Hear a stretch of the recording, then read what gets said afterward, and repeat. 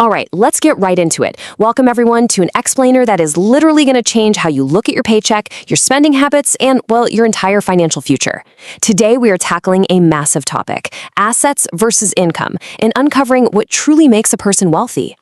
So I want you to really think about this question as we kick things off, because the answer absolutely shatters one of the most common money myths out there. Right from day one, we're taught to chase a huge salary. We just naturally assume that if you're making massive income, you are automatically rich. But as you're going to see today, looking only at a paycheck is really just looking at one half of a very complex equation.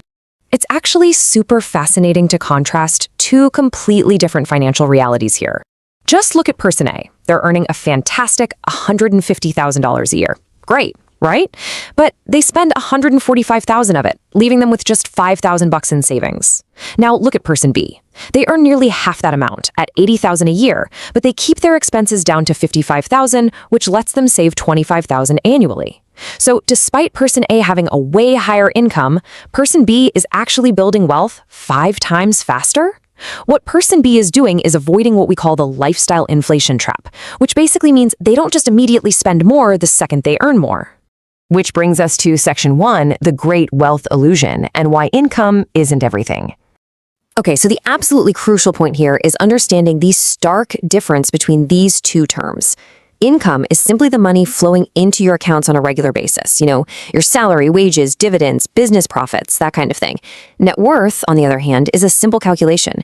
It's the total value of literally everything you own, your assets, minus the total of everything you owe, your liabilities.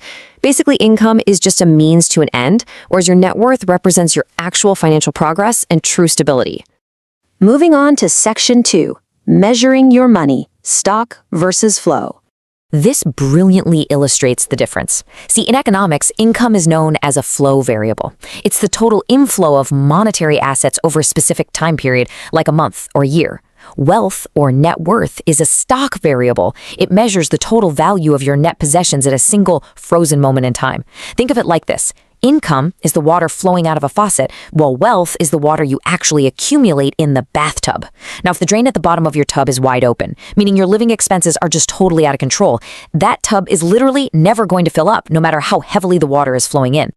Take a look at this balance sheet here. It clearly maps out how your assets minus your liabilities determine your true net worth. Honestly, this is exactly how a successful business tracks its health, and it's exactly how you should track yours.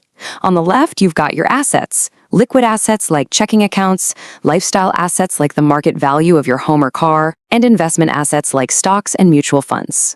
Then, on the right side, you list your liabilities. Current debts like credit cards, and non-current liabilities like your mortgage or student loans. Subtract the right side from the left, and boom, that number at the bottom, that is your true wealth. To put that into perspective with some real-world benchmarks, let's look at the numbers across America.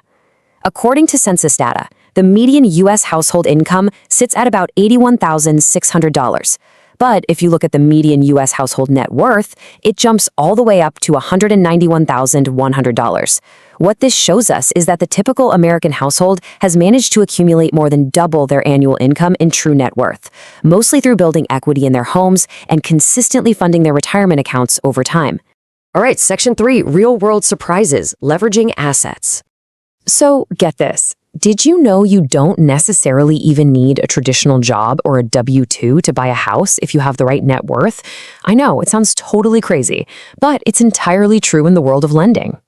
Through what's known as an asset depletion loan, lenders will actually use your liquid assets as collateral to secure a mortgage. Now, the requirements are strict for sure. Lenders won't just take any random asset. They definitely prefer cash in savings or checking accounts over stocks because it's easily converted. The assets have to be rigorously verified. They must be solely yours, and you gotta have enough to cover the new mortgage plus your existing debts. But still, this is a brilliant creative solution for high net worth individuals who maybe don't have a traditional steady income stream. But you really have to be strategic with your wealth because holding different types of assets can dramatically shift your eligibility for things like college financial aid. For example, when you fill out the FAFSA, the value of a mutual fund counts as an asset. But if you take a distribution from that fund to actually pay for college, it suddenly counts as income, which is weighted totally differently. Plus, certain assets, like non-qualified annuities, might count as assets on the CSS profile used by private colleges, but they're treated differently under FAFSA rules. It really just goes to show that knowing exactly how your assets are classified is incredibly powerful. Let's pivot to Section 4, the asset advantage, bridging the gap. The math for wealth creation is undeniably simple, but it does require some fierce discipline. It relies on these core strategies to grow the gap between what you earn and what you spend. Number 1, you absolutely must spend less than you earn. Next, take full advantage of the tax shelters the government gives you by maximizing your 401k and IRA contributions. You also need a liquid emergency fund so you aren't forced to sell off investments when your car inevitably breaks down. Diversify your investments based on your risk tolerance. And finally, look to real estate as a powerful tool to lock in housing costs while building your equity. I love this quote from Notline Capital Group because it perfectly sums up our core theme today. It says, "The most financially successful people aren't necessarily those earning the highest salaries, but rather those who consistently convert their income into lasting wealth." That right there is the golden rule. True financial independence is really all about taking that temporary flow of income and freezing it into permanent appreciating assets. And finally, Section 5, funding your future, from assets back to income. Because eventually, the paychecks stop. When you retire, you essentially hit reverse on the whole wealth building process. Instead of turning income into assets, you use these 5 distinct strategies to turn your accumulated assets back into steady, reliable cash flow. You can use systematic withdrawals, like safely pulling out 4% of your portfolio every year.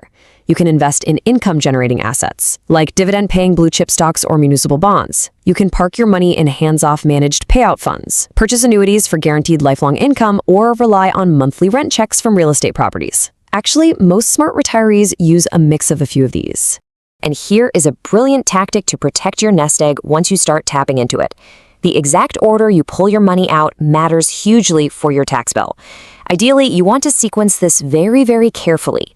First, you spend from taxable brokerage accounts because long-term capital gains are taxed at lower rates and there are no forced withdrawals. Second, you draw from pre-tax accounts like traditional IRAs, but only enough to keep you in a low tax bracket.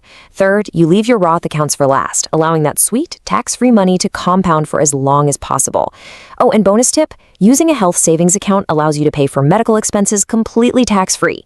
Pulling your money out in this exact sequence ensures you keep as much of your wealth as legally possible. A staggering $2.8 million. How on earth do you get there? Well, if you have no debt and you invest just 15% of that median household income we talked about earlier, that $81,600 for 30 years at an 11% average market return, this is the nest egg you could build. It is literal mathematical proof that you absolutely do not need to make $1 million a year to become a multimillionaire.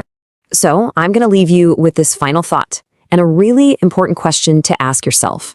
Are you just making a living, or are you actively building a life of lasting wealth?